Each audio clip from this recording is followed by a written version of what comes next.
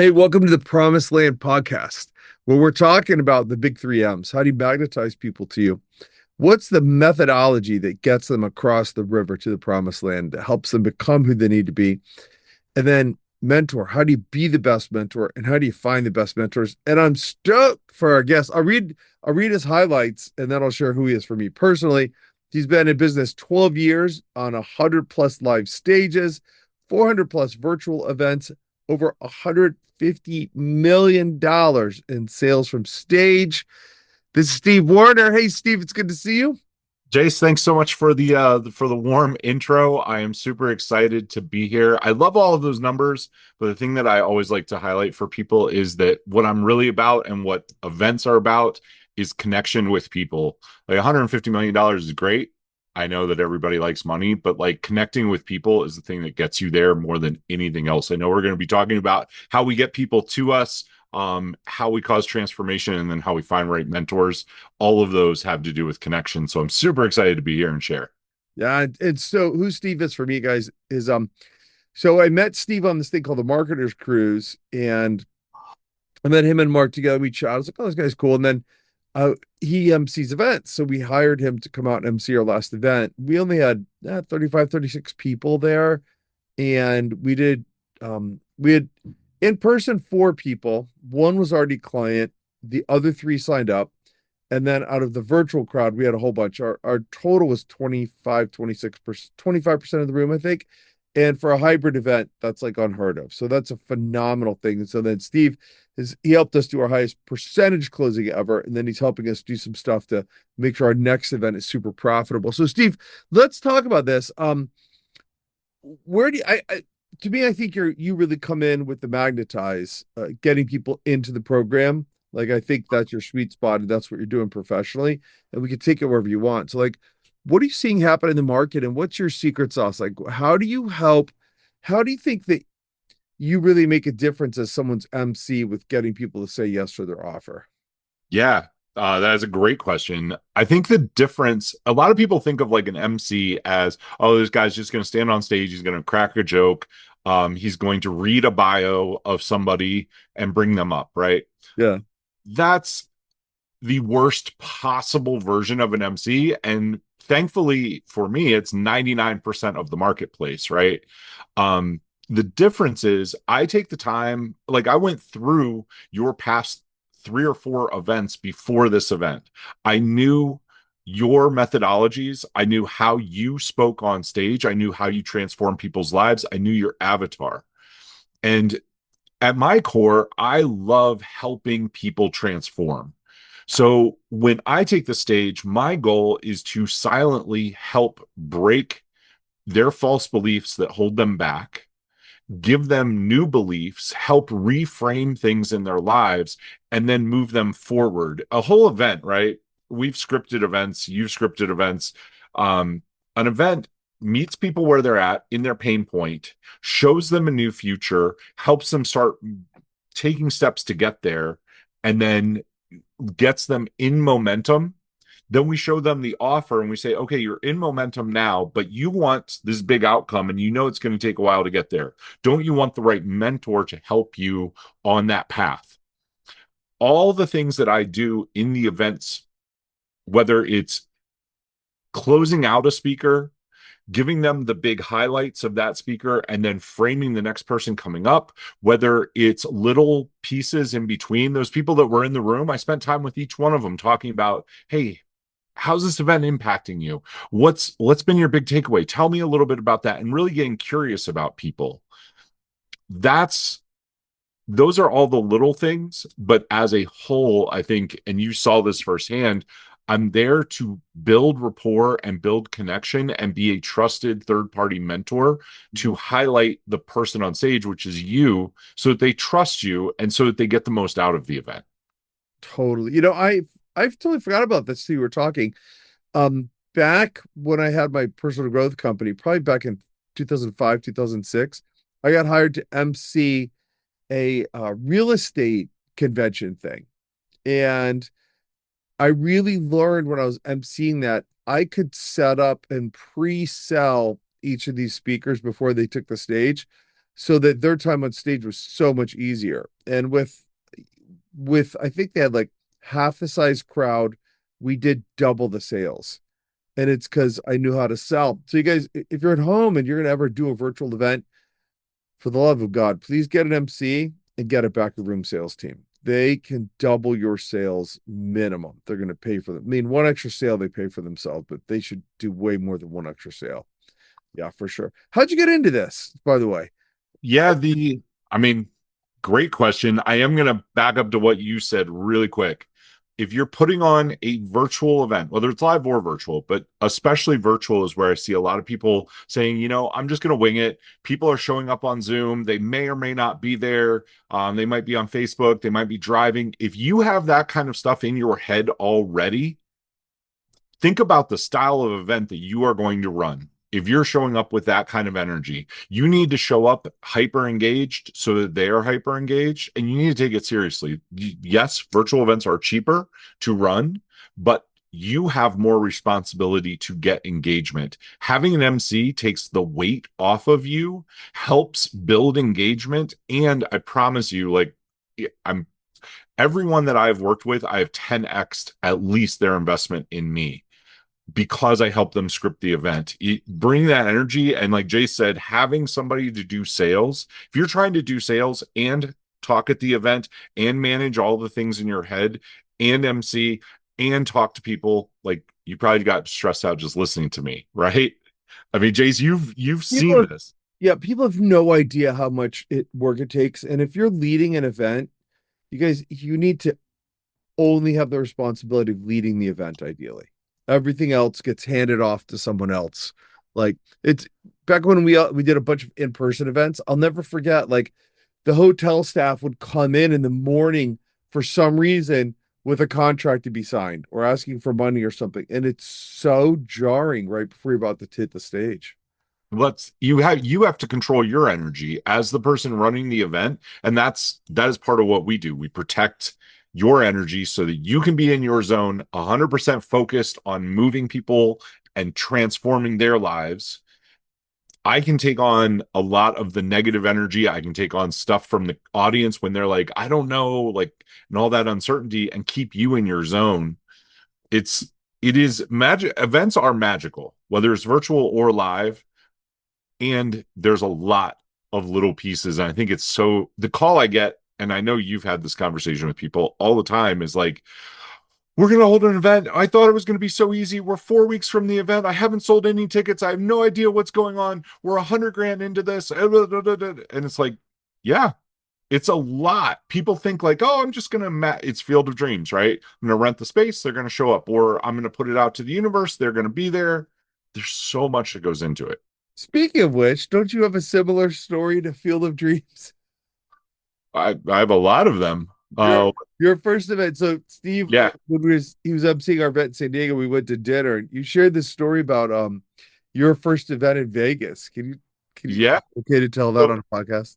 yeah, yeah, of course. This is how I got into all of this, right? So I worked in restaurants. I worked for Vail Corporation, and I really wanted to hold an event. I went to Tony Robbins, and I got all pumped up. And he has you write out your dream. And my dream was I want to hold live events. I've wanted to do it since I was probably in second or third grade. Really? I actually I was the narrator for our third grade play. There was this whole school play, so it was K through six, and I was the narrator. So I was on the side of the stage, and I basically emceed the event. It's so funny. I have a picture of me on stage, but that's a different story. So I go to Tony Robbins, I draw all this out, I go back. That was fall of 2012, and I put in my 6 month notice at work. I said, "Hey, I'm going to stay for the winter season, but I'm not going to be here in the spring. You'll need to find somebody else for the summer." And my boss asked me, like, what are you going to do? And I told him I was going to hold live events. I think he wished me well, but I think he was like scratching his head, right? So at the end of that ski season, I moved to Las Vegas. I was like, hey, I'm going all in. I rented the largest ballroom at Treasure Island. It was 2,500 people. And like, I'm doing the walkthrough, and you're probably like, how did you rent that? I being involved in restaurants for 20 years, like I know what a BEO is, a banquet order. I know what an event spreadsheet looks like. I knew like enough to be really, really dangerous to myself. So we're doing the site tour and I'm like, oh yeah, we're going to put some tables over here. We're going to set it up classroom style. So the lady that's giving me the tour just assumed that I had done this 100 times, which I kind of had for other events at Vale or other restaurants I worked at, right? So I signed the order. I'm on the hook for, I had 100 room block at Treasure Island. My food and beverage minimum, Well, let me jump in. Let me explain a room block. If you guys don't know what that means, doing in-person events can be so dangerous. So a 100 room block means, let's suppose, was it 100, a night? it was 179. 179 a night. How many nights did you have to guarantee? Three. 3 nights. So that means Steve's on the hook for 100 rooms times 179 times 3 nights. That's $53,700. So and people sign today, people still sign contracts like these, having no idea what they're getting into. And the hotels do not tell you. By the way, get an event producer if you're doing an in-person event, let them negotiate. They can get you better deals Ooh. than you ever would. And So really, really fast. I'm gonna give a side story. This was a client that came to me that she had her live event scheduled and she same thing, she had signed for a room block. She had a 50 room block. It was about $30,000 and she had a food and beverage minimum of 50K. That's on eight top of the room block? on top of the room block. This is 80K. This because she didn't know and the hotel did this to her. As soon as we're on a discovery call, and if you're listening to this is worth all your time right here. She's like, oh yeah, I signed this contract. I said, hey, if you hire me, I will negotiate that. We immediately called them up. I knocked the room block down to 10 rooms and I got the food and beverage minimum completely negated Oh, thank God. because it was her first event. And thank goodness we did it. We ended up having 12 people there. It saved her $40,000. Oof. Like Right? just because she didn't know what to look for. There's somebody else right now in my world that I talked to back in January. I told her her event, like the things that she was looking at doing, was going to cost her 100 grand. She was like, no, no, no, I'm going to figure it out.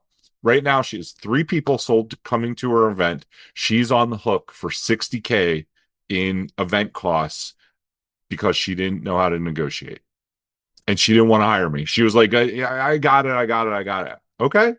And I feel bad for her. She's a friend. I like her. I tried to help her, but that's so rolling back to Vegas.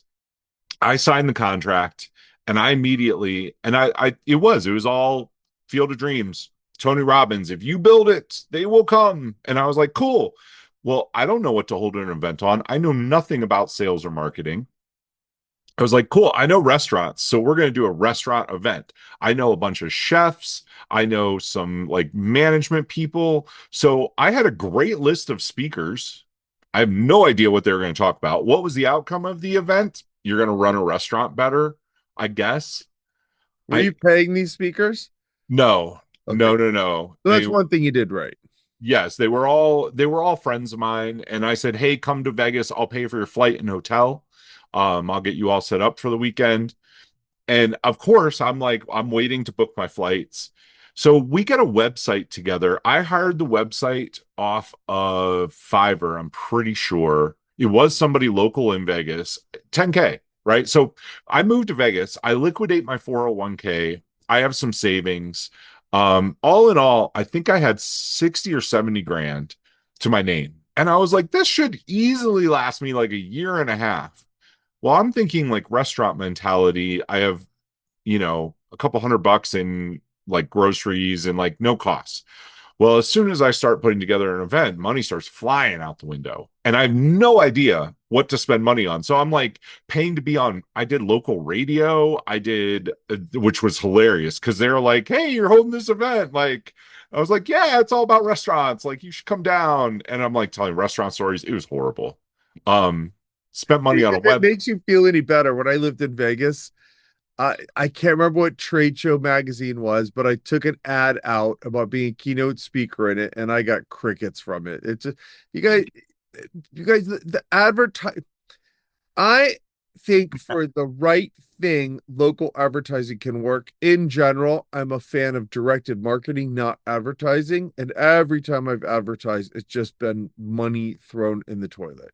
We could talk about what you just said, advertising and marketing. Advertising is a spray and pray, Yep. and that is the last thing you should spend money on once you've perfected your message and you've got direct marketing. It's like the icing on the cake that adds maybe 5% to what you're doing, but it's not going to, yeah, it's not going to make you any money. So the very short ending to this story, you can probably see where this is going. So 6 months, I thought I had this huge runway, and I was just like, go, go, go, go, go.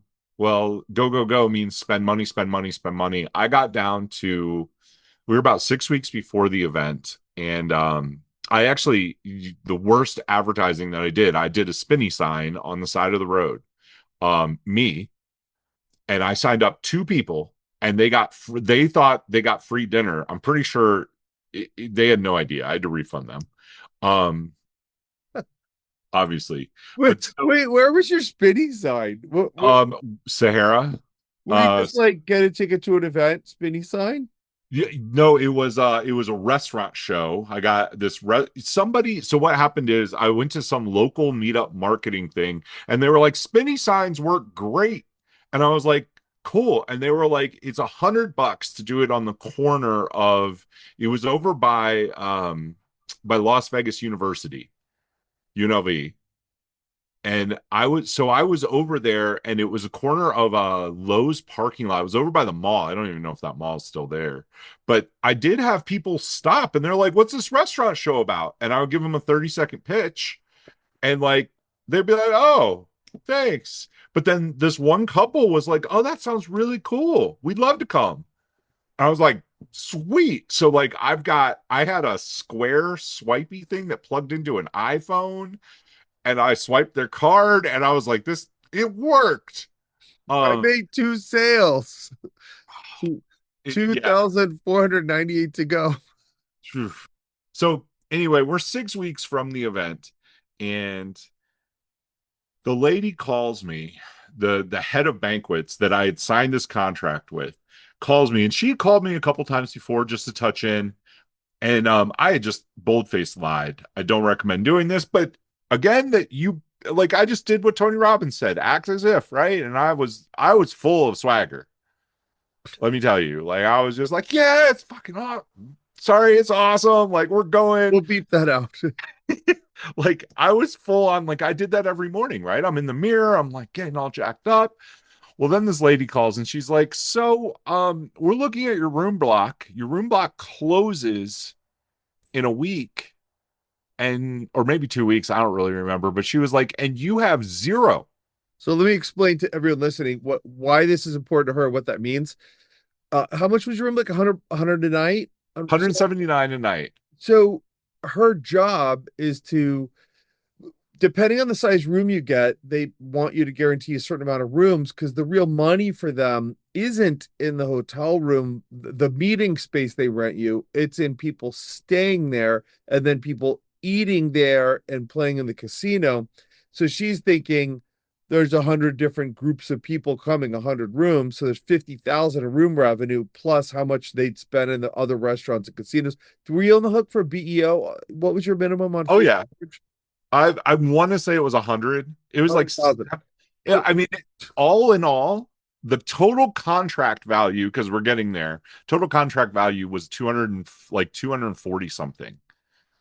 Because what happened, so she called me and she's like, "Hey, your room block's empty." She's like, "What's really going on?" And she was like, "We need to have an in-face meeting, like person to person." And I was like, "Oh, the gig's up, right?" Like I'm down to, I think I had about $3,000 left to my name and nothing. So I go into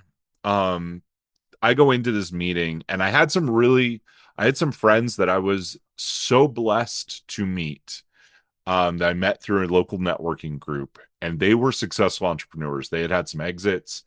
They prepped me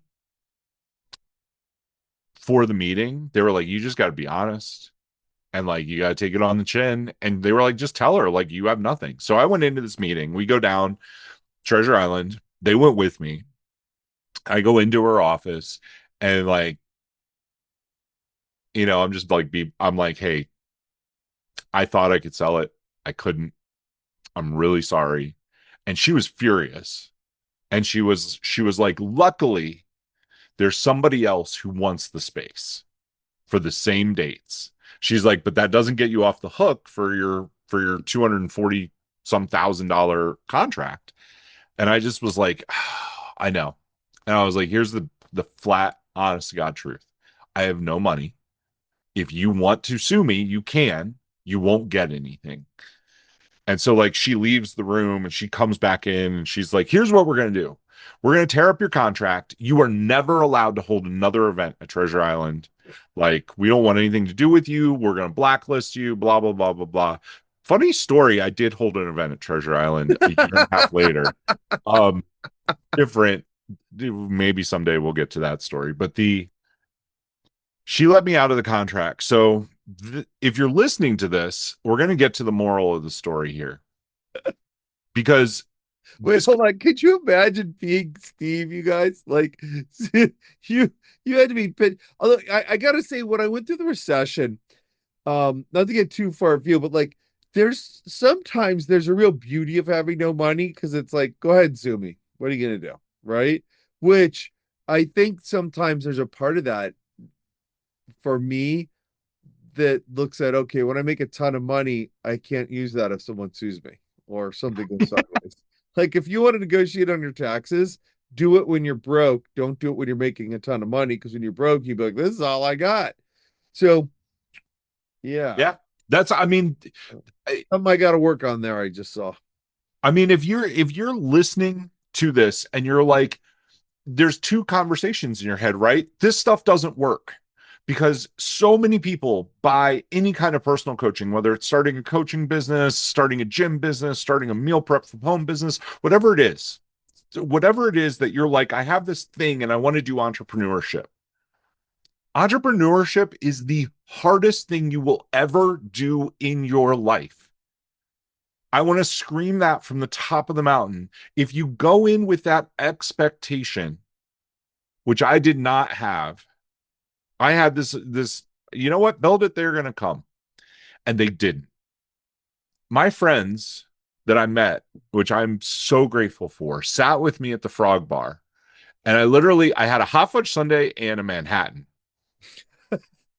And neither of them were good, right? Because I was like, That's comfort food. A hot fudge sundae and a Manhattan. I'm like, you got to think about this. Like, okay, so the year is 2012. $60,000. To most people, that is at least a year's salary that I just blown through in a couple months. Oh, you actually spent that promoting the event, 60 grand. Oh yeah, it was gone. I had less than 3 grand. So even though she let you off the hook for the contract, it's not like you lost 60,000 or Yeah. invested. Oh, I just burned it. Or yeah. I built a website. I paid, the radio thing that I did was 5 grand. And like it was a cool experience. I went into a radio and like did all the stuff, but like that money was gone. So I'm sitting at the Frog Bar. I've just blown like what took me probably Oh. 8 years to save up. I'm 30, I would have been like 36, 37. I'm like, man, crap, like nothing's working out. They said to do this. So my friends asked me these questions, and I still have the napkin. It's in storage, but like we literally wrote notes on a napkin and like some scratch paper that the bartender gave us amidst like video poker machines. But they were like, what did you learn? And I started with all the head trash, right? I started with events don't work. Tony Robbins is full of crap, all the stuff. And they were like, okay, they listened and they didn't tell me that I was wrong. They were like, let's reframe that question a little bit. If you were going to do this again, what would you need to do to have it be successful? And I was like, I don't know. I don't know. And they were like, okay, let's stop that for a second. What do you want to do right now? And I had job offers on the table because I was very good at the restaurant business. I was a high performer. I've always been a high performer, right? Maybe that's a question you should ask before you get into entrepreneurship. If you're not a high performer, if you can't manage your own stuff, different story. Anyway, Well, let's pause there. That's actually a really great point. I never really thought about that. Like so many people that come, so we just did a call for people that are coming to our June event. We're about to have an event here in Boise. Steve's gonna MC it. And one of the things Steve's really encouraged us to do is to have some pre-event trainings. And we've done this before. We're really being super intentional about it. And two big things came out of it for me. One, I got like doubly excited. I'm so stoked to work with people in person. And I think just about everybody that bought a ticket so far was on this call, probably 90% of them. And I'm good. getting to see their faces. I'm getting to know them. I'm so excited for what's coming. But what I left that call thinking about though, so when I started the seminar business, I was teaching really personal growth and sales training. Now we do mostly speaker training, but God's really put it on my heart to bring the personal growth and the sales training back. And Mm-hmm. oh, I see you got one of those electronic cups. My mom used to have one. She loved it. It keeps her coffee hot. Those things are so cool. So, um, my I remember looking at this crowd and thinking, how much do I need to teach them about really just going for it? Because that's one of the blessings I had. My first real personal growth event was on taking action, subconscious programming, sales, and it really taught us to go for it full out. And I don't know how much of that was me already and how much I learned along the way, or I think it was both. But I think you just made it really great. I mean, all your points are great, and that one's sticky with me. Like Well, you gotta hustle. You well, have think about to hustle. your story, Jase. Like one of the things that stood out to me, you learned you were like, I'm gonna be the best hypnosis in the world. I don't remember your exact phrasing, but you're like, I'm a hypnosis. And your friends were like, oh, really? Let's do a live show this Friday. And you were like, okay. And you went and you studied for like 40 or 60 hours to learn the exact show. And then you showed up and did it. Well, it was very similar to what you said. I went to an event and they said to act as if, and so I'm talking to these friends. Uh, they actually rented a duplex from me, these friends of mine. I was like, I am the world's greatest hypnotist. I'm hysterical. And I remember them looking at me like, you are, huh? And I was like, yes, they asked. And I was like, yes, I am. And I'm just acting as if. And I didn't do the math that the people I was talking to is my friend Jade. He was the DJ at Slingapore's. And Slingapore's at the time was the hottest nightclub in Orlando. And then his other two roommates was Mark, who was the bar manager, and another guy that was the head bartender. So the three big decision makers. And this, Steve, this has been a blessing that's followed me my whole life. And I don't know how to recreate this for people other than having them buy a big contract. But a blessing I've had my whole entire career is not my life, but my career. That conversation was on a Tuesday night. And I remember Mark looking at me like, oh, you are? And he calls me on Thursday and he says, hey, we booked you a show for Sunday night. You're on Sunday. And I'm like, and we hang up. And I remember going, I'm just talking. And I remember saying this like I was just acting. He's already hung up. I'm thinking to myself, I was just acting as if, but it put me in a spot where it was sink or swim. I was either going to have egg on my face, I was going to look like a jerk, or I was going to do what it took. And I've been put in that position over and over. My first really big speaking gig in front of like 500 people, I spoke the night before in Orlando. I flew to Vegas for lunch with my mentor, and he looks at me and he goes, we're going to see how you do on a real stage. I'm telling them I'm going to LA for work. You're on in front of 500 people in 3 hours. So I had like less time to freak out. And there's a real beauty to that somehow. There's a real beauty to like less time to think about it. I wish I could duplicate that for people. Well, okay, so we're actually this like segues so well with the story because the thing is, so many people, when I would say 98 out of 100 people put in that situation would have told their friend, "Hey, you know what? I'm busy or I can't make it." They're not going to admit I'm not the best hypnotist. Maybe some people would, right? But most people would find a way out. You, myself, people that are highly successful, they they use the pressure and they're like, "You know what? I'm all in. I'm figuring this out." And if I you would have rather showed up on stage and sucked than not done it. Yeah, You were totally. just like, I'm in. And that was the same way I moved to Vegas. I put all my money on the line. I put all my energy on the line, even though I had no clue what I was doing. So the lesson of the story, we're there, Frog Bar, and they were like, what else do you want to do? And I had offers on the table to go back to the restaurant business at other ski resorts, live in a great ski town, like go back to that life. And they said, "What do you think your life will be like 10 years from now if you do that? And which life would you rather have?" Hmm. That's a great question. And we What would it be like? Which one would you rather have? Ooh. so it's crazy because I told this story 10 years from that to 2022 on stage in front of 2,000 people. And I was like, man, I could have gone back and worked in the restaurant business. I'm sure I would have made some money. I'm sure I would have skied. It would have been okay. But here I am 10 years later in front of you guys, in front of thousands of people, sharing my message. I've made tons of money. I've helped other people make tons of money. So, what, like, going back to that moment sitting at the frog bar, they were like, okay, so what are the next steps? Here's the thing. What do you need to do? What did you learn? What did you do wrong at this event? What can you improve? Because it's not about holding that perfect event. For you being on stage, yes, you probably did good at Singapore's. I know you did from your story, but like you took the action and then you iterate. Okay, what went right? What went wrong? How do we meld it together? And how do I iterate and do it again? And how do I do it again? And how do I do it again? And what do I learn? And keeping on that path. So my friends and I sat at this bar and I was not in a great mind space, but they asked me the questions. And I said, well, I'd have to get better at marketing. I'd have to learn. Like, I don't know why nobody bought tickets. And they were like, why don't you go back and ask some of the people? I never thought of that. I was like, oh. Hmm. So we left that meeting, my friends, to this day, they said, well, which do you want to do? Do you want to go back to Restaurant World or do you want to try to hold another event? And I was like, well, I've only got 3 grand. I don't know how to do it. And they said, no, stop. Stop being in your head.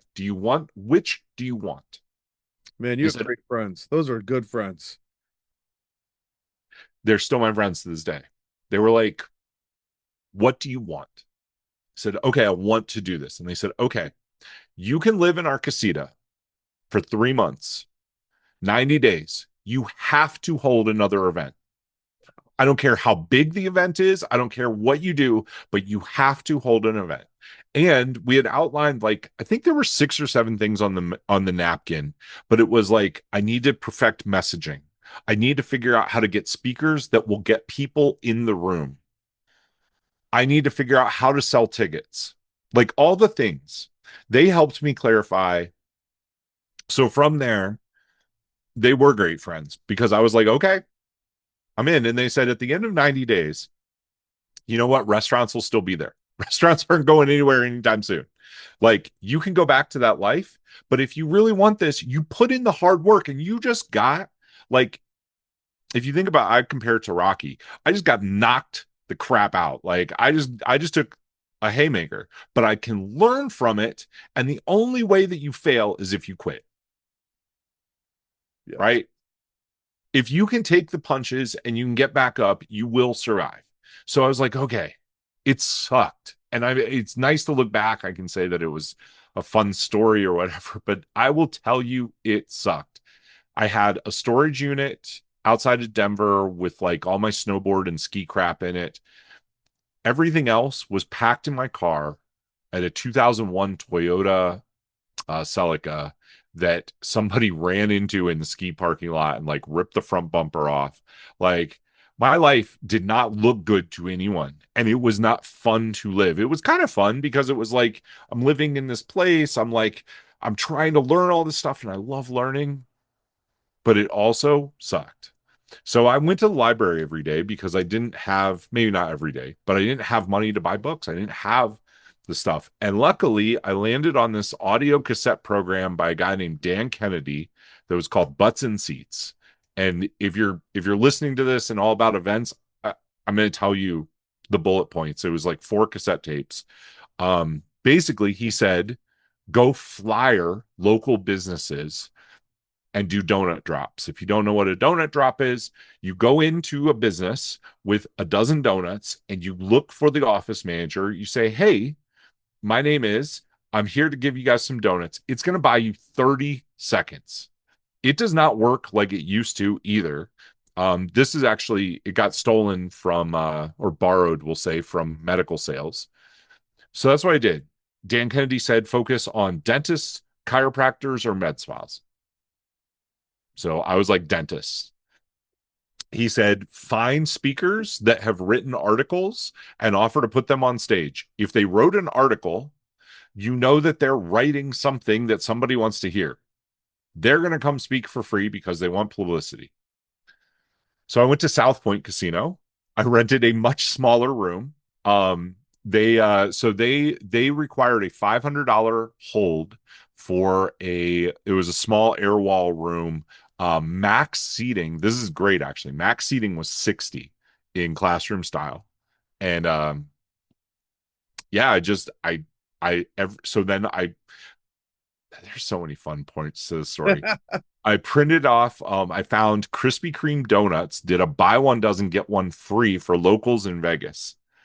So I printed out the coupon and I went into the Krispy Kreme so many times they refused to honor the coupon.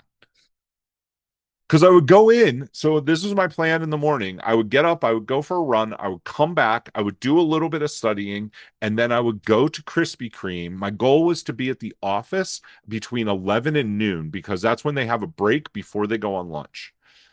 And I would get 6 dozen donuts. I would ask for 6 dozen donuts, sorry, 3 dozen donuts divided into 6 boxes.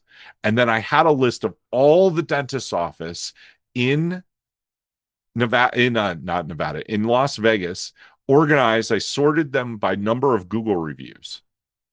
And the reason that we did that was so that I started with the worst first because they need help, right? So I'm holding a local dentist. It was a 2-day event, not a 3-day event. By the number of Google reviews or by who had the worst Google reviews? The least, Oh, but the they least need amount of help Google with reviews. marketing. Got it. Okay, got it. So it was dentist marketing convention, and I just went in with these donuts, and I followed Dan's script, which Dan's script was basically, hey, I'm holding this event. Do you need help with marketing? I noticed, blah, blah, blah. Here's the thing. For locals, if you buy right now, it's get 2 for 1 and buy one, get one. And I'll give you a discount. So if you go to the website, on the website, I think it was $4.97, and I'll do 2 tickets for $2.97, but you have to swipe right now. And I ended up putting 80 people. I oversold it because Dan was like, oversell it, you'll have people that won't show. We sold 80 tickets and we had around 70 people show, standing room only, for that event. Now I made another blunder. We sold nothing at the event. Like there were no sales. Oof. I didn't know to sell anything. I didn't get to that part of it. Your I, money I was just selling tickets. I made about 9 grand in tickets. And I was like, whoa, I made money. I'm rich. You know what that makes me think about is so we since we've been doing virtual events, I think our biggest event's been 250 people. And when I launched my own company, we would average 20 to 40 people at an in-person event. So I never and I never knew marketing, and the whole Zoom thing wasn't around. So for a long time, I had very all my lead flow came from when I spoke, and I would meet onesie twosies here or there. So I didn't have a huge lead flow. The upside of that is I learned when I have a lead how to convert a lot of leads, how to actually make the sale. And so we became really proficient at making the sales in the room, no matter how many people are in the room. And then when I had onesie twosies, how to really close the deal, which has of course turned into a positive today because now if we have good lead flow, we know how to crush out sales, and the more leads we get, typically the more sales we crush out. So having that negative, and you guys, the hardest part about this business and is butts and seats. It's getting people to the event. That's why promoters, you pay them a percentage, you pay them a sponsorship fee. Maybe that's a limiting belief that I need to get rid of, and it's my current belief. Butts and seats is the hardest part of this game. It is the hardest thing, and it has gotten infinitely harder. There are a couple changes in that. So I got started in 2012. It was a little after you, but like people were still going to live events, right? Like that was a normal thing, Yeah, and you could market it. Um, Now, so you hit COVID, everyone gets used to virtual events, yeah, and then coming out of COVID, people will tell you that come to live events, this is the best thing ever at the live event. But if you back up 4, 6, 8 weeks before, it is the hardest thing to sell them because they're looking at their calendar and they're like, I don't want to travel. I don't want to. I was doing that this morning. I was looking at my calendar for the year because there's 2 events I want to go to this fall. And I'm like, you know what? I've got a ton of travel. I know I'm going to want to be home. I don't think I'm going to go. I go through it. I know other people go through it. Everybody says they want virtual, which you can do, but you're going to have, even with virtual events, we're seeing show up rates of like 55, 60% because people buy the ticket and then they're like, I'm busy. I'm going to do this. I'll tune in for a couple hours. I'll watch the replay. Getting people to show up and play full out is a difficult thing. It is possible. I mean, one of the things that we're doing with you, Jase, and it's one of, if you're holding an event, live or virtual, have pre-events, get people warmed up. They bought the ticket. They bought the ticket because you showed them a pain point and a path to solve that pain point that they got excited about. Jase, what happens once somebody buys a ticket, though? you got to life. I mean, this happened with me. I'll never forget that first seminar that I ever went to. Um, I bought the $1,500 ticket, and that was in December of 2001, and the event was in February 2002.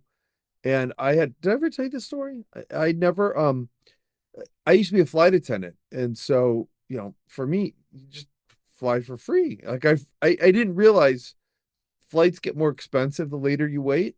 And so I had waited to buy my ticket. And then it was the first time I'd ever bought it online. I think it was on like a CompuServe or something. It was 2002, like January 2002.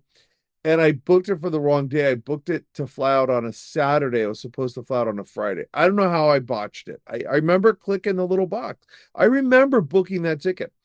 And it was expensive. It was like $750 round trip. And then because I booked it the wrong day, the airline wanted to charge me like $1,000 to change my tickets. Oof. And I wasn't gonna go. I remember thinking, my life's all right. And this is what happens for so many people. They just when they see the preview, they get in touch with where they could be and they get in touch with the pain they're in. Ideally, if you do the preview right, like the 1 hour speech where you're selling the ticket. And that's what happened for me. I was so jacked up. And then I was like, I'm not going to go. And then I had a real blessing happen. I did this, or I'll give you this super brief story, but I did this event at the Atlanta Museum of Art where I was on the board of a thing called the Associates, and we would put on this big party the first Thursday of every month called First Thursdays. And I chaired one called Carnival. I have the sign for it here somewhere, actually.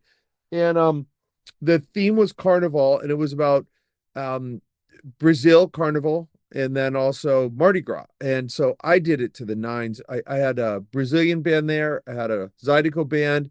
I had my friends that opened a local Cajun restaurant, did a live crawfish boil in the rotunda.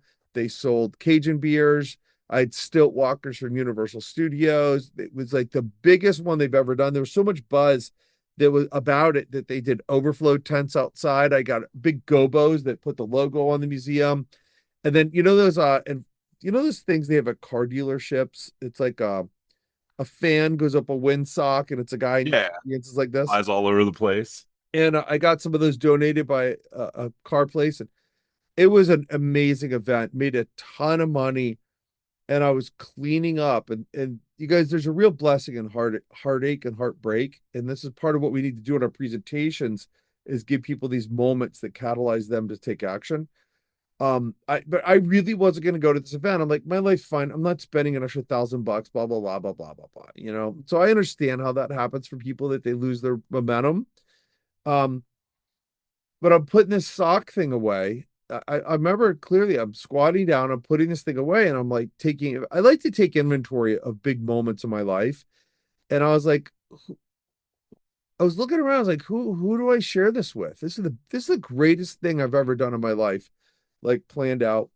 And I look around, it's my mom and the museum staff and two acquaintances I just met. And all my friends were like, we'll see you at the bar. And I didn't really have any really good, healthy friendships right then. And going to the bar was like my only social activity. And I remember thinking this, my mom, museum staff, two acquaintances, and I got really choked up. And I was like, this is not the life God has for me. And I started getting really hurt and I was like crying. And I was like, this is not the life. And I'm thinking this to myself. And I'm like, I go, how do I change? How do I change this? What do I do?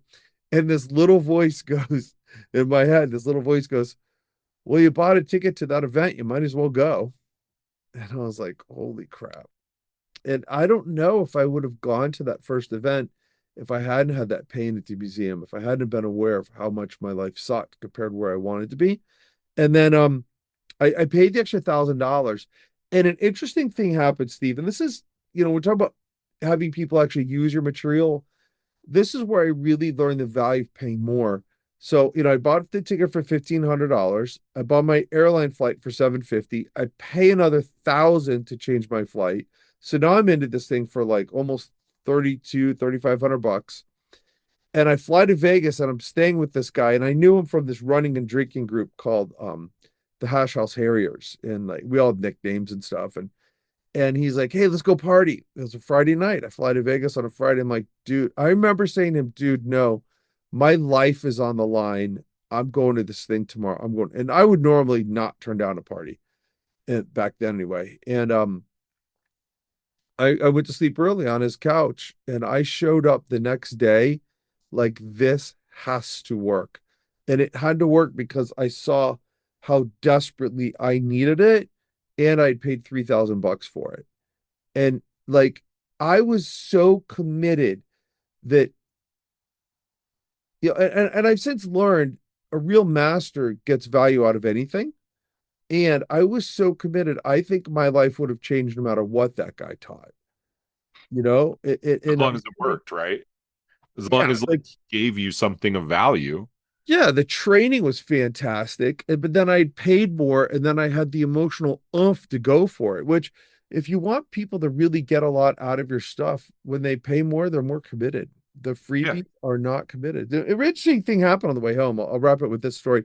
Um, I got to sit. It was during the 2002 Olympics, and they were in Salt Lake, the Winter Olympics. Hmm. And I sat on the airplane next to a guy who did paintings that they used for the tickets.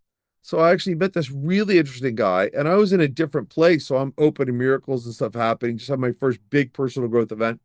And then I'm walking, and as a flight attendant, I could jump on and off flights. And so I'm like, I wonder if I could stay here or something. So I go up to the ticket agent at my gate, my connecting gate, and I said, hey, do you need volunteers? And that's code for, do you need someone to give up their seat and they'll put someone else on? And she goes, yeah, we do. We'll pay you $500 and we'll book you for 3 hours from now. I said, pay me the $500 and book me for 3 days from now. I'm going to the Olympics. And I wound up going to the Winter Olympics in Salt Lake. And so, like, coming back from this breakthrough event, the miracles started showing up. I got the $500 credit, so I could have my money back. And I went to the Olympics, which was always a dream for me. That's awesome. That is really, it's a cool way. Like when you're open to things, things happen, right? That's But only that. when you're going for it, not when you're sitting on your ass on your couch. Well, yeah, that's exactly it. You have to be open to it and you have to be like putting the intention, like something cool is going to happen. I'm going to go do this thing. I'm working on it. The, I think we can probably start like you've heard my story, you've heard Jase's story. The that first event was horrible. And it didn't get really all that much easier. I made 9 grand, but I also spent 3 months living in my friend's casita to make 9 grand. And like, it's not that much money. That's 3K a month. Like, that's not going to change your life. But then I did it again. We just kept iterating. Like, okay, how do I make this better? How do I learn better? How do we make it better for the people? And then we did it again. And then we did it again. And then we did it again. And it just kept going. And it's you get to a point where it's boring. You get to a point where you don't want to do it. And you just have to push through. You just have to keep taking action. There are parts that I love about it. But if you only do things that you absolutely love and you're super excited about, you're not going to get anywhere. Like I I mean, I love public speaking. I love the event business. There are pieces of it that I don't like. There are pieces of everything that we don't like. You can delegate some of the stuff, but you still have to know how to do it. Over the years, we got better at events. But then other people, I was in some masterminds and other people were like, "Hey, we need help with events." So we kind of did what happened is we started with just event consulting. Who's we in this? Me, Okay, royal we. a royal we. Me. Um, I started helping people with consulting, but what happened is I would go to the events anyway to help support them, whether it was back of the room sales or just running around managing stuff. And then I said, I can do so much better on stage than the MCs that are up there because there are 3 things that MCs do that drive me nuts. One, they read off of a piece of paper.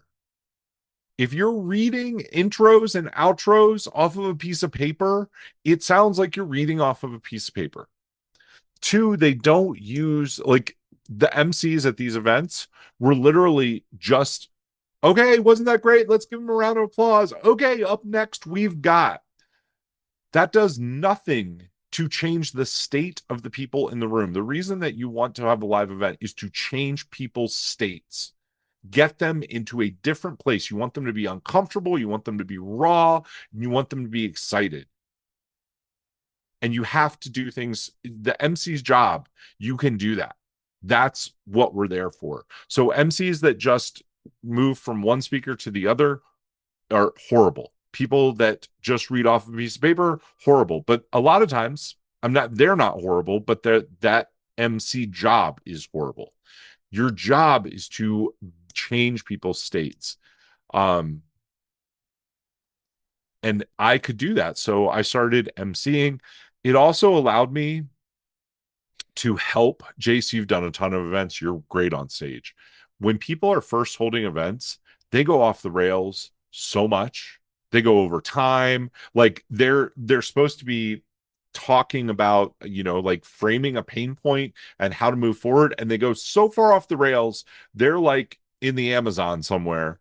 And it's like, if I can step on stage, if I'm a good MC, I can help keep them on where they need to be. I mean, you and I did this between you would come off stage, I would like we would be on break and we would sit down and have, okay, for the next 2 hours, this is where we need to go.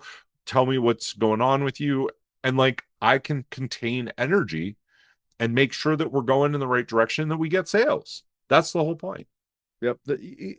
Events are art. There's science and art, and the science part is the psychology and how to move people to buy. The art part is reading the room and crafting it to be impactful.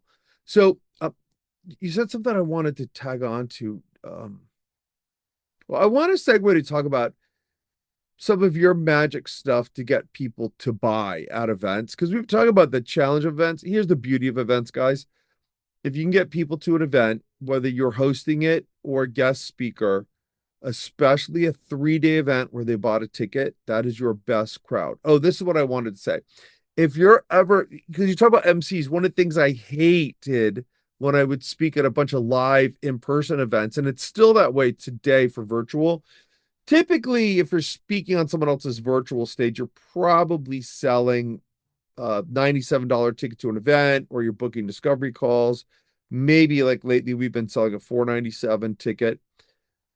What will help kill sales is when the MC gets on right after you and goes, wasn't so and so great? Hey, here's who's coming up next after the break.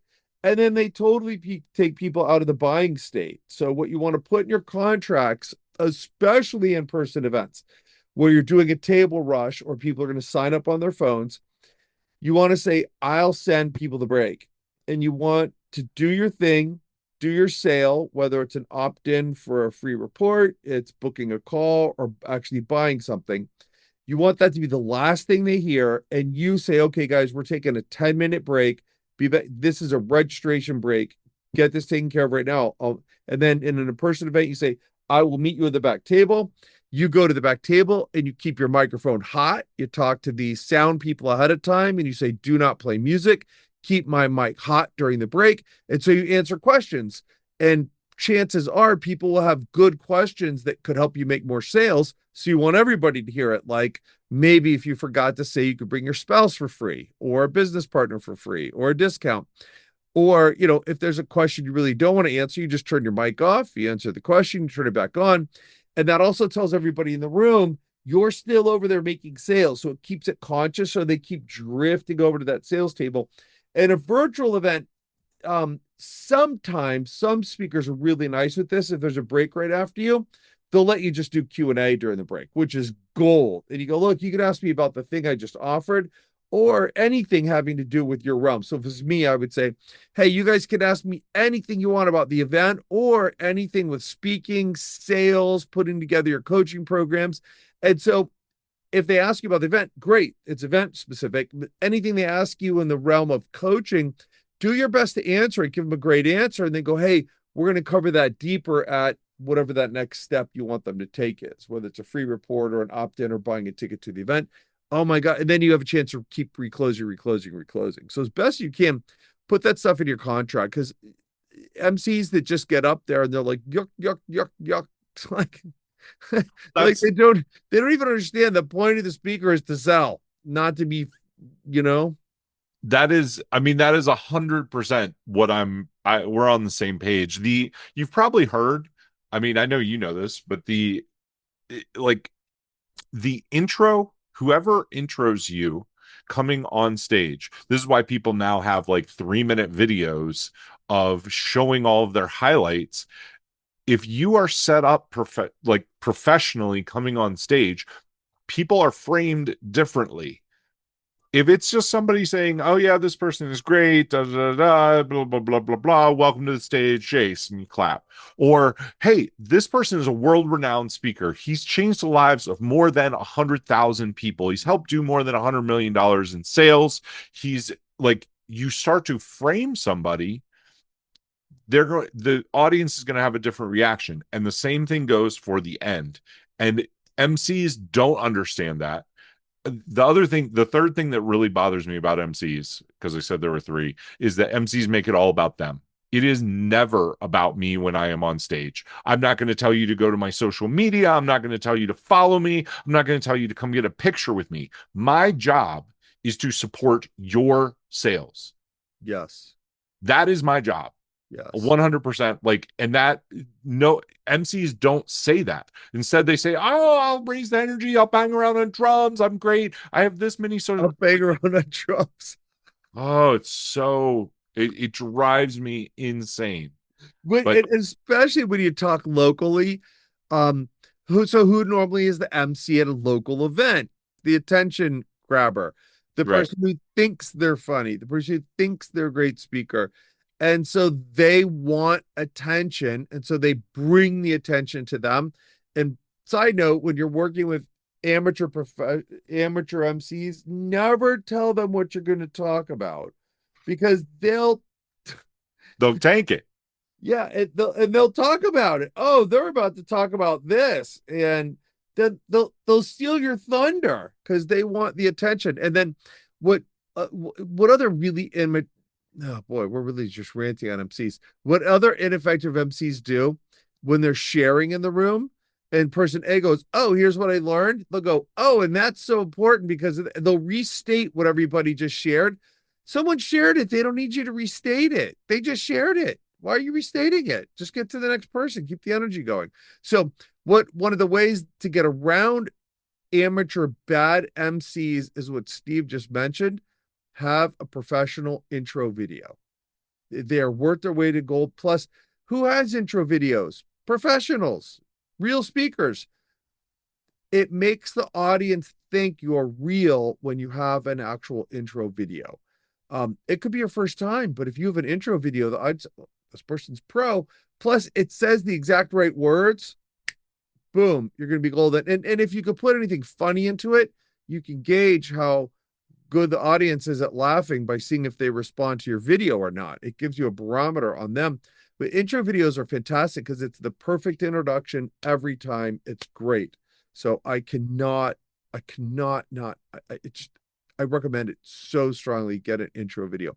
All right, so we don't have a ton of time left. Let's segue a little bit. Let's talk about during the event. What's some of the stuff that you do to get people to actually buy, to get them to go from an attendee at an event to a client of the event host? Okay, so there's a couple things. The first one is when they've heard somebody speak on stage, you do your opening, then you go into, usually it's like the first hour, hour and a half is what we call State of the Union. It's where things are in the world and why they're there. It's around their biggest pain point. At the end of that talk, if you ask the audience what their big takeaway was, they're going to kind of be all over the place. The goal is to get them to realize the main point. And usually I'll summarize. The main point is I am here and I want to be there. I've already stated that in my head, but now I'm making it vocal. I'm using a specific example. My job as the MC is to get everybody in the room on the same page of I have this pain point that is stopping me from getting to where I want to go. Mm-hmm. Then the second block, right? When you actually talk about, usually we're diving into like an intro level tactic that they need to use. When we leave that talk, they're going to be again all over the place. I want to get them solidified that I have this pain point. Jase's methodology is what's going to get me over the hump to success. Mm-hmm. My job is to frame that because they're expecting a sale or a push from you. I am a third party trusted friend. That's what I want to build myself as. I do that through humor. I do that through aligning with them and saying, hey, I was in the same place. And then I give them, as we're doing the shares, I pull them into a unified share and help them frame themselves, like frame you as the person that is trusted to get them there. And I do that over and over and over. This is why you see MCs that make it about them. They're telling jokes, they might be funny. And I go to the banging on the drums because the last two MCs that I've seen at events were both playing drums.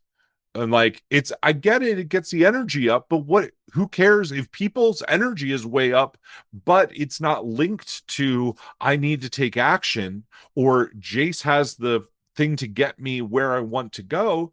They can have the most energy in the world. They're just going to shoot off into outer space. They're not going to buy from you. Like that doesn't work. So you have to get their energy up, but also help them realize like I can be a different person than I am. I can get to where I want to go, and the person that I'm supporting can help get me there. Right. That's so doing those reframes throughout the entire event.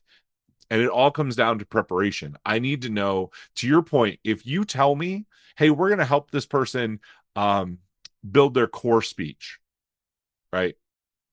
And I give that away going into the speech, that kills everything. But if I'm a good MC, I know to actually agitate people before that, right? So I'm going to agitate the pain point so that when Jase comes on stage, they're in a frame that, like, I need to solve this. I need to solve this right now. If I don't get this fixed, my life as an event, as like a speaker, is never going to happen. If they're in that state and Jase takes the stage and starts talking to them, they're like, oh my goodness, he has the answer to my problem. I've been able to do that because I watched your three previous events. I know your methodology. I know it well enough to frame you and not give away the secret. My goal, it's just like copywriting, right? What do you start copy with? Agitate the problem. So I need to start with takeaways from the last person, get them solidified into, okay, I know this piece, and then agitate the next problem, then bring you on stage. Mhm. Did you guys? I want to talk about agitating problem. So many people like, oh, I don't want to sell on pain, or I don't want to sell on fear, I don't want to sell on whatever, or I don't want to cause pain for people. That's what I hear a lot. You guys, I don't want to phrase this. Part of our job as entrepreneurs and coaches and people who are going to help people improve their lives in some way, we have to make people aware of their current dynamics in such a way that I've never said it like this before. People are in pain, but then the pain dulls and they get used to it and they forget how much pain they're in. We have to make the pain present for them again so they become willing and committed to doing what it takes to get out of the pain. We are not creating pain. We are not turning up the pain. We're taking the dullness off of it so they're present to what's there, because if they don't make a change, their life is going to be a lot worse down the road. That's what Jace just laid out for you guys is one of the core. Anyone who says I don't want to put people in pain, people are already in pain. Let's take an example. Let's give them a concrete. Everybody says I need to lose 10 pounds. I would love to lose 10 to 15 pounds. If that was true, if you had pain around that, like real pain around it, you would take the action for it. But it's really easy to be like, I look okay. I've got all this other stuff going on, blah, blah, blah. At the event, people are there. People bought the ticket because they want the outcome. That's what people buy. Your job is to pull off the calluses that they have put over the things that are stopping them from getting the outcome. Yeah. And if you don't, if you say, well, just paint a big enough outcome, get them excited enough, excitement wears off a lot faster than pain.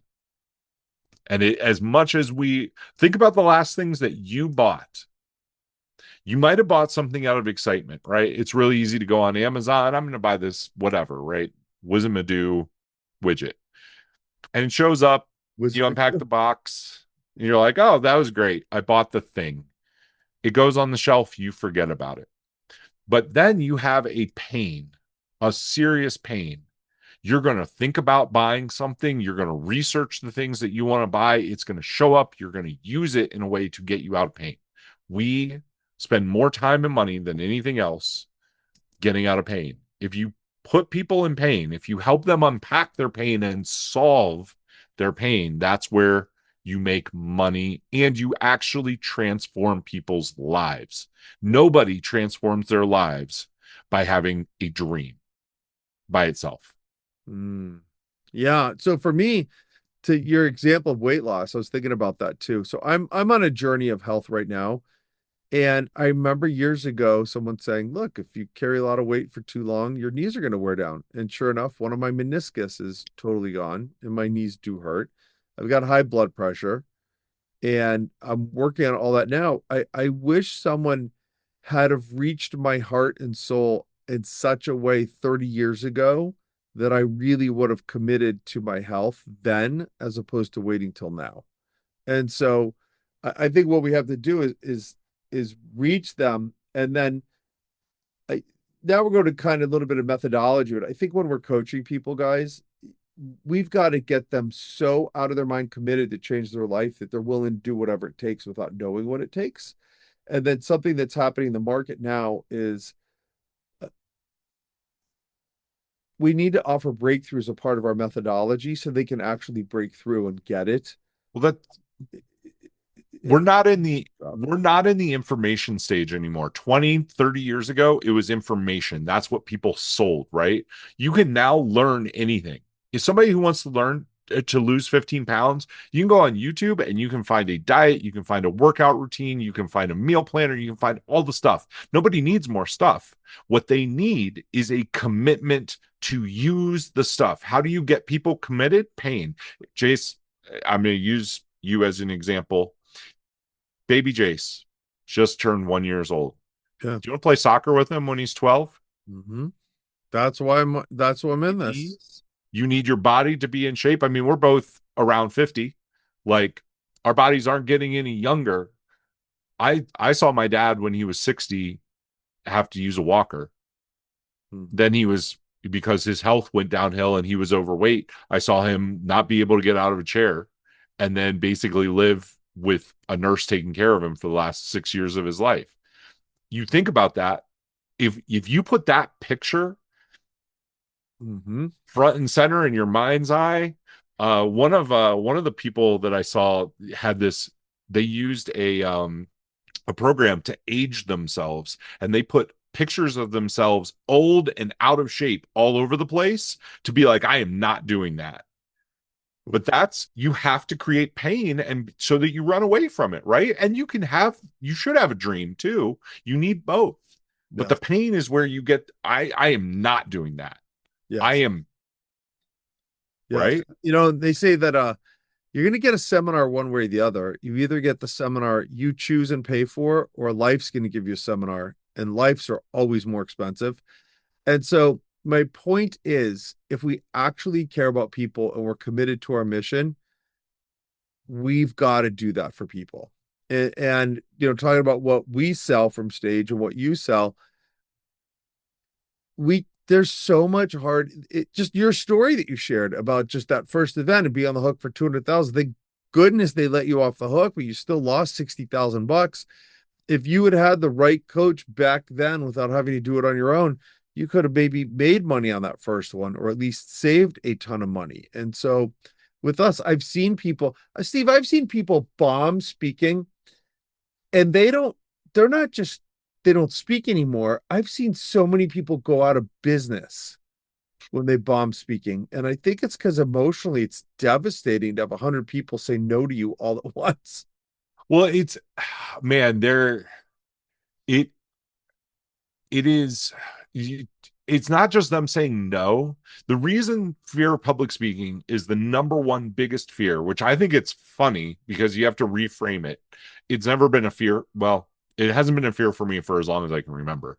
But the reason it's a fear is because people have the judgment of everyone, and like it's not just 100 people, they think the whole world is judging them negatively. Well, then if you step on stage and you bomb, whoo, and this is why people have a hard time selling on stage, because getting a standing ovation, if that's what you want in your heart, you're not going to sell because they are not the same thing. You know this, Jase. When you end the way you were telling people, hey, we're going on an enrollment break, I'm going to be at the back of the room. That's not a standing ovation. There's actually a lot of tension in the room when you set that up correctly. Yep. And that's uncomfortable. And if you, yeah, Jase, you're smiling because you know this. Like, I love that feeling because I just know I'm about to make a bunch of money and I'm about to change a bunch of lives. But it is uncomfortable. If you want a standing ovation, Russell Brunson talks about this. I talk that first dental event. I had that. Everyone in the room came up and told me it was a great event. I learned so much. This was so much fun. If I would have sold, I would have made 100K, Hold but on I one didn't know second. to do that. Man, Oh, what do we got? Do we got Baby we Jace? got a guest visitor. Yeah, come on in, Bets. Hold on. See, Baby you Jace. want to come say hi to Steve? You want to come say hi to Steve? Speaking of which, you're our little guy. Say hi, Who's 1 year Steve. old? Hi, Steve. He dances and stuff now. It's so funny. You want to blow some kisses? Will you blow kisses? No kisses. He's just He's just looking at you. smile and hang out. Um, Yeah. the yeah, the we're I mean, we've been all over with events and speaking, but it is if you don't speak well on stage. Oh, there he goes. He's speaking. If you don't speak well on stage and you bomb, or if you can't handle people not liking you or the idea of people not liking you, you're gonna have a hard time. But there are so many ways around that. Jace, you teach all of those. I mean, that's your zone of genius. Just that we got to get people to committed to it to show it. And we're talking about this in the context of getting people to buy coaching programs. You guys, the offer is not where you turn up the pressure. The offer is the release of pressure, ideally. Ideally, they're feeling, wow, I need to get a solution to these things. And that's the truth. Because if they leave without saying yes to your offer, they're going to be winging it on their own. And I it's mean, few and far between that will find success. Tony Robbins got me to say yes to my dream. There was no one there selling how to do events. Like, honestly, I think most of the people in the room were like, oh, I'm going to lose 10 pounds, or I'm going to, like, like they had, but my dream was like, I'm going to go build an events company. I want to be on stages. I want to transform lives. I want to do all the stuff. You're 100% right. I didn't look for coaching. I don't even think I read like a book. I just was like, I'm doing it and it will happen because Tony Robbins said burn the boats and it'll happen. So I was just Yep. like, cool, I'm in. Yep. I think he might be being a little loud. Never share the stage with a baby or an animal. They are such scene stealers for sure. Yeah. Well, hey, it's been an awesome conversation to have you in. And yeah, this guy is my, by the way, y'all, when you're sharing your why, like he's my why for me, but he's not my why for the world. My why for the world, your why, your real why that needs to run your company can't just be your kids and your family because that's just about you. It needs about something that impacts your audience. So my why for the world is we believe you have a God-given mission only you can do, and it can be fulfilled and funded through your business. Why my why for me to get in shape is to support that mission and to be able to run and play with him in 15, 20 years. And like your Nice. dad's thing, that was a great image because I'm thinking about your dad now. I'm like, I cannot imagine what it would be like with him being a teenager and me being stuck in a chair. Or I can't imagine it. I do not want Oh, to imagine. right. I mean, I don't have kids. I am 47. I'll be 48 this year. I'm like, if I do have kids, I'll probably be 50 or 51. And I'm like, okay, so that means I'm 70 when they're 20. Yep. How do I, if I'm really going to have kids, like this is something I was journaling about it yesterday. Like, if I'm going to do that, how do I keep myself in pretty good shape, but I'm like, I really need to. I actually listened to Tim Ferriss just did an interview with a CEO who has built two businesses. I can't remember the business. I think one of them was Expedia, but he talked about, he's like, I'm 55. When I was 48, I had the realization if I wanted to stay active, if I wanted to still run, if I still wanted to ski, if I still wanted to play with my kids, I needed to really take my health seriously. So he optimized. He's like, I was in decent shape, but now I've optimized my diet, I've optimized my workout routine, and it's just part of my life. And he was like, I feel like I've taken 10 years off. Hmm. And that's like cool because I want to be 70 and I want to be able, maybe I won't be, out. I'm sure I would love to still be skiing. I would still love to be out like running and walking and entertaining. Zig Ziglar was on stage till he was 80. Yeah, Like, retirement's not in the Bible. I'm never going to retire, by the way. yeah, like but it's like you have to take care of yourself. So that's anyway. Totally. Hopefully he's not too loud for our audio editors in the background. Steve, this has been awesome. Any last thoughts you want to share before we call it? No, I mean, I love live Thank you. events. Live events change lives. That's why I'm involved in them. That's why I wanted to do them all the way back when I got started. It is why I'm still involved with them. It's why I'm still passionate about it. I love supporting people on stage. I love like being able to help people get transformation. And I think the world that we live in right now, Jace, nobody needs more social media, right? Like you look at social media, everyone's using AI. Like we've seen output across, you pick whatever stream you want, go through the roof. Nobody wants more of that. They want connection. They want transformation. They want something different. How do we get that for people? Yeah, it's hard work to get people in a room. Yeah, it's hard work to put on an event. That's where you really change people's lives. That's why I love them. That's why we're here. And if you're thinking about holding an event, you know what? I'm gonna debunk one myth really quick. You don't need hundreds of people in the room. 30 to 40 people in a room. I'm gonna go even one step shorter, 10 people. Start there. Change those people's lives. Get 10 people in a room. You will change their life. Yes. Hey, how do people find you? The easiest way is my website, stephenphilipwerner.com, or steve.coffee, steve.coffee. I like that. I have some free resources on there. It's a link tree. You can book a call with me. If I can help you out in any way, I'm happy to. Wishing you guys an awesome day, and go hold an event. Awesome. Thanks for coming in, Steve. You're awesome. Love you, bud. We'll see you guys at the next To the Promised Land podcast. Bye, everybody. Thanks for joining me today on To the Promised Land podcast. If you're ready to grow your impact, master your message, and become the kind of speaker people can't ignore, head on over to our website, tothepromisedlandpodcast.com. That's where the real transformation begins. The links are all in the description.